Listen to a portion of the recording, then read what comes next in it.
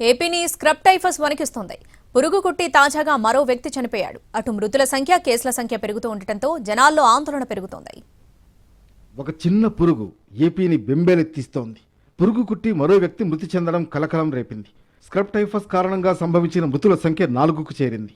కృష్ణా జిల్లా ఉయ్యూరు మండలం ముదునూరు గ్రామానికి చెందిన 44 ఏళ్ల శివశంకర్ స్క్రబ్ టైఫస్ లక్షణాలతో మృతి చెందారు. ఈ నెల 2న వైద్య పరీక్షల కోసం శివశంకర్ నుంచి వైద్య బృందం శాంపుల్స్ తీసుకుంది.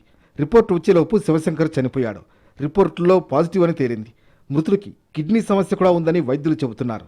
గ్రామంలో జిల్లా వైద్య బృందం సర్వే చేపట్టింది. స్క్రబ్ టైఫస్ పై ప్రజలు అప్రమత్తంగా ఉండాలని, వ్యాధి లక్షణాలు కనిపిస్తే వెంటనే వైద్యులను సంప్రదించాలని అధికారులు సూచిస్తున్నారు.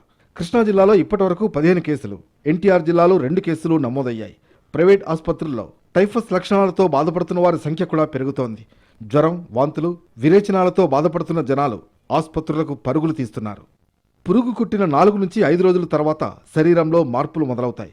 శరీరంపై ఒకచోట దద్దుర్లు వచ్చి దానిపై నల్లటి మచ్చ ఏర్పడితే ఖచ్చితంగా అది స్క్రబ్ టైఫస్ లక్షణంగా భావించాలంటున్నారు వైద్యులు.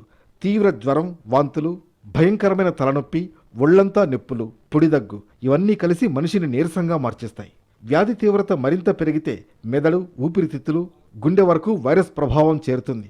శ్వాస ఆడకపోవడం, కిడ్నీ ఫెయిల్యూర్, నరాల సమస్యలు ఇలా ఒక్కొక్కటిగా పీడిస్తుంది. వ్యాధి తీవ్రతను బట్టి మరణాల శాతం 6 నుంచి 30% వరకు వెళ్లే ప్రమాదం ఉందని అంచనా.